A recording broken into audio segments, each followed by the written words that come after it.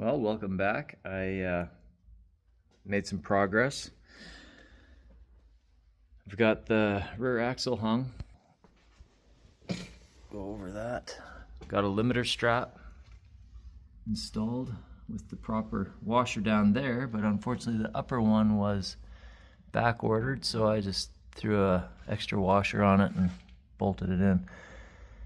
I got to tighten up all the 4-link and the panhard rod, but yeah, I'll show you the other side and then I'll show you what I got to get into today. So this is the rear drum brake assembly. Everything's put in there. I got the spring clip, so the spring clip on there that puts tension on there and holds this and keeps everything in place. We've got the thing there, and you'll notice the threads were trashed on the brake mounting plate. So I ended up picking up one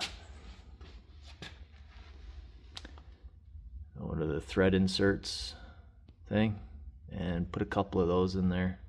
I actually had to put one up in here too because the captured nut was gone.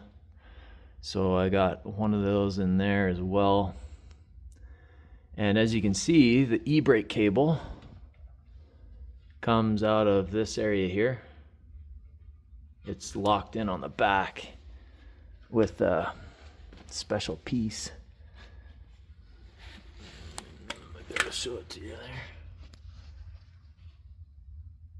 I'm not sure if you're getting that at all, but right there. Here, maybe I can do it. Then I can see what I'm showing you. Yeah, so this piece right here holds the e-brake cable, or the handbrake cable, which then can be tensioned. And then I've got the hook holding the thing there, and then the rest of it you tie into the e-brake lever. Anyway, as you can see, that comes from this side of the rear brake mounting plate. And as I finished this one with all the extra crap I had to do, like of course I already had this all bolted up, this was all set up, and then I started trying to thread these in and the threads were stripped. So then of course, because of the thread insert tool has to be behind here and all this stuff is in the way, I had to unbolt all of this, take all the brake stuff off, pull the whole thing out, and put those in. So a simple rear brake job turned into a half-a-day adventure. So then I was excited. Oh good, that's done. Now I know what to do. I'll go over to the other side and replicate. I should be able to save some time. Well, let me show you my predicament. Now that I finally know how it all goes together, I came over here, I was like, wicked, let's get her done. Well, after getting this all sandblasted and resprayed flat black and all that, I looked at it. I got the new spacer thing put on there, and I was looking at it and I was like, huh, something ain't right here. As you can see, this is where the e-brake is supposed to mount. However, the e-brake cable is not long enough to loop around and then go back that way. So I have two right hand side rear brake mounting plates. So I immediately jumped online to try to find a part, and turns out they do not make the single circuit rear brake mounting plate. Went on Scandics, went on IPD, CVR, Nordicar, all of them. The only one that actually listed it as being a part was Scandics, and it was discontinued.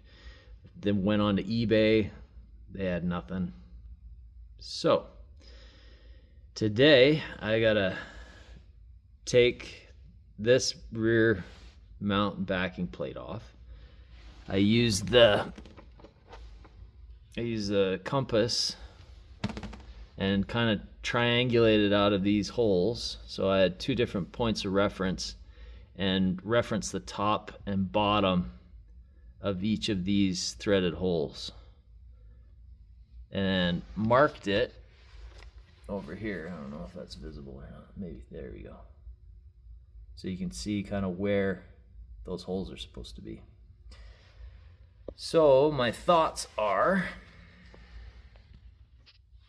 I'm gonna cut this out kind of in a diamond pattern.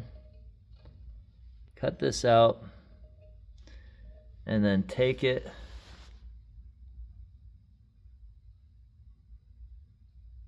and mirror image it, but I don't think it's gonna work, because this hole and this hole, if I mirror image this, this needs to be coming in straight here. So if I flip this around,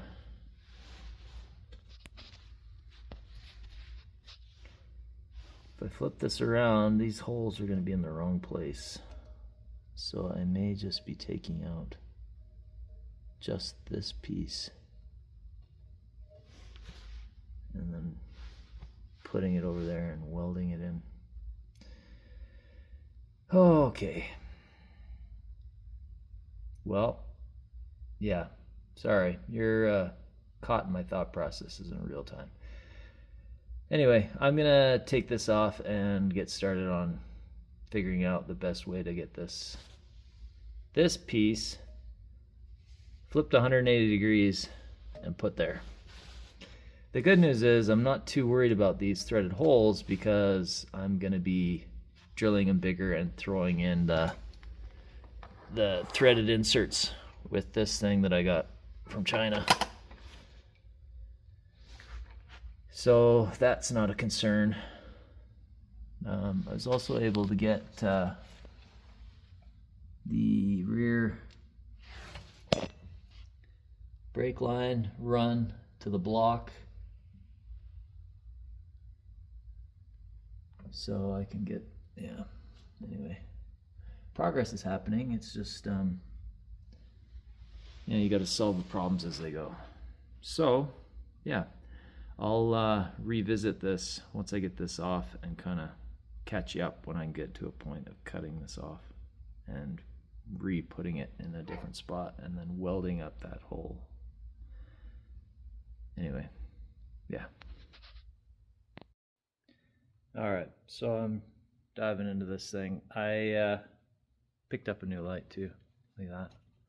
Goes around my neck. My wife says it reminds her of her knitting light, but it's way more powerful, so that means it's manly. Okay, so I drew this out and transferred. I'll show you, and I'll turn on my fancy light so you can see it. So I cut out this purchase point out of here, and I'm going to leave these holes. I'll plug them, fill them, whatever, with the welder. And then I also use the compass again down there and these 2 points to triangulate exactly where that's located based on this location that it was before. So I don't know if you can see it here, but yeah, you can kind of see the scratch. See the scratch right there? That is the top of the curvature for the access to the e-brake. So if I line this up, that's centered and straight out, that's basically where that has to be. Looks about right. I had to trim some of it off so it would fit tight against here. The hole actually kind of right is in that area right there. So I'm gonna trace this out with my tungsten tip, nice and fine. Trace that out, cut out that hole, and then yeah, see how it fits. Then I'll have to prep the surface, get the paint grinded off, and then patch up this hole. I think I've got some 16 gauge steel. Oh, this is pretty thick. I may try to use this depending on, yeah, but because I trimmed it up smaller, because it was, anyway, it was in the way of it was hitting this ridge. So I had to trim this side off because this went a little further down. So I had to cut it off so I could get it nice and tight with the ridge. This has a little bubble up. Anyway, I'm going to trace that, cut out the hole, and then weld this back in, and then we'll get to patching this up. Alright, so got the piece welded in here. I got to fill in that other bit, but I'll kind of show you what I did here. So I cut that piece out of there and placed it in here. Now you can see I've got that curvature in place. I'm gonna have to clean this up obviously, but yeah, I got it all welded up. The gaps, as I had some gaps, it wasn't super accurate, but I ended up using, I bought some of this rod. It's like, I don't know what it is, it's just whatever. It's pretty thick. It's what does it say here?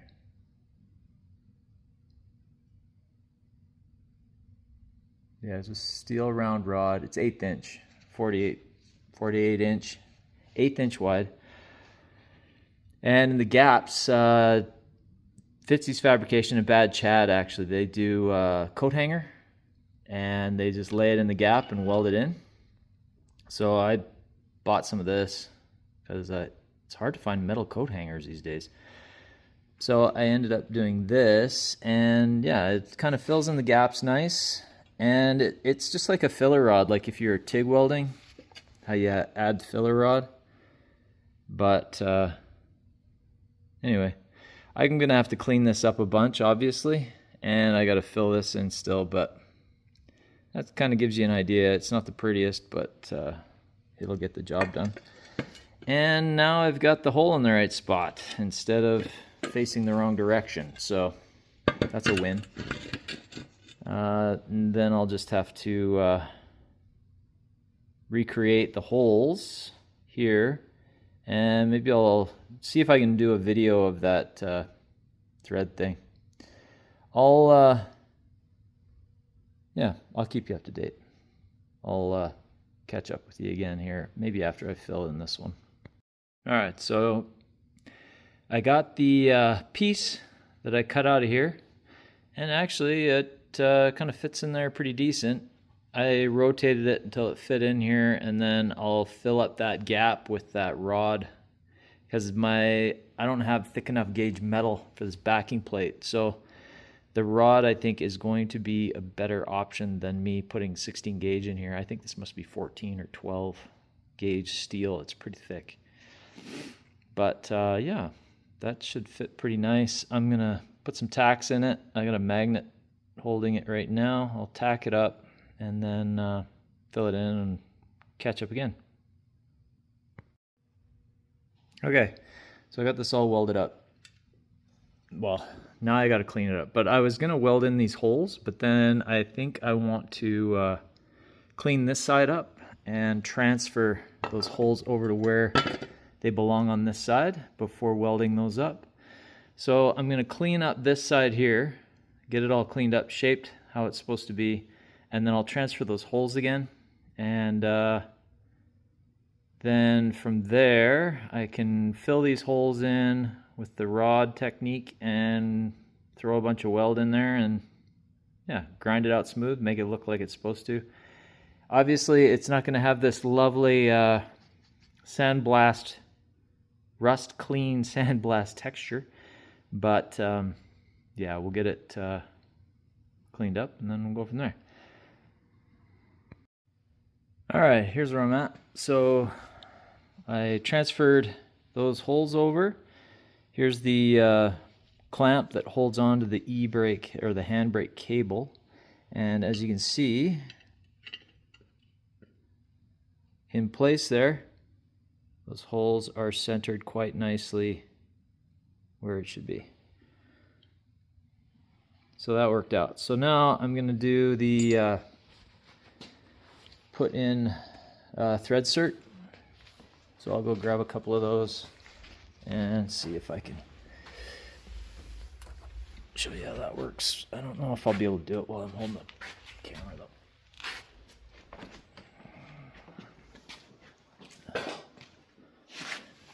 So unfortunately the bolt size that this used, it used a fine thread, 1/4 inch. It was like a, not a 20 thread, but a 28 or 24 or something. But I don't have thread certs for that thread, so I'm just using these ones and cutting them down to 1/2 inch, because that's how long the original bolts were in this thing. So this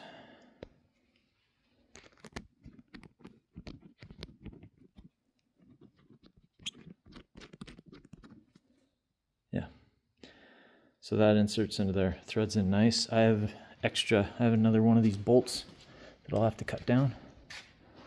But let's get these thread certs inserted. Oh, don't mind me, just hitting my head on things.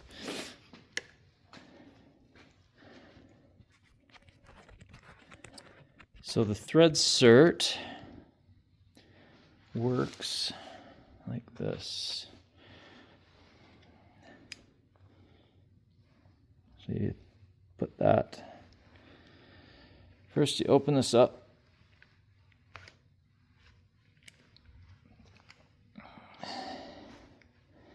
You open it up as wide as it goes. And then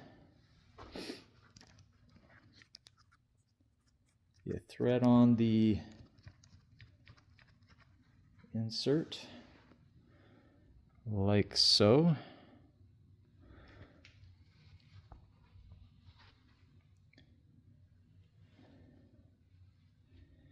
Okay, how am I going to do this and film? I don't think I'm going to be able to. But anyway, you go like this, you stick that in the hole, and then you squeeze these handles in the hole, and yeah, I'll show you when I'm done. All right, there you have it. So, holes filled, thread certs put in. Now I just got to throw some paint on it, let it dry, and then I'll come back and get that installed. But yeah, that turned out all right, I think. Certainly quicker than trying to find one on eBay or waiting for stock, or if they ever get stock. So yeah, if you have a rear brake mounting plate for a single circuit 67 Volvo 123 GT, but you don't have the other one, but you have two of the same, you can modify it. Anyway, I'll bring you back when I get the brakes in. Okay, so mission complete. I got that swapped. So my rear left-hand side brake mount single circuit brakes now work with the handbrake in the proper location. So I'll flip around and you can take a look. So as you can see right there, you can see where the brake cable is coming in. And this one right here. So I swapped that little dimple out and drilled some new holes. And then this is what the back of those thread certs look like. They just kind of squeeze up against there. I just drilled a 3/8 hole and slid them in, and yeah. So e-brake set, I got the spring clamp here and all this stuff all set up, ready to be adjusted. I've got drums and I got the keys. So I just thought I'd film this before getting all that going. Put the brake line into the brass block along with the stainless wire. I had that prior. Still haven't tightened up the suspension yet. I think this is how the e-brake's supposed to run. At least I kind of looked around on some different forums and videos. I gotta still push. There's a little rubber holder that holds the handbrake line. Anyway, that is about it. Then I got distracted with my squirrel brain and started rebuilding the handbrake because I had to cut the handbrake out of this thing. So here's the bracket that mounts it. So this pin here was seized in the handbrake. So I ended up welding a bolt onto it and kind of just slowly turned it out, welded it, and then, you know, penetrating oil and all that. It has a nylon bushing in it, but it was like absolutely seized. And then I just welded it in there. I think before it had a bolt, but I don't care.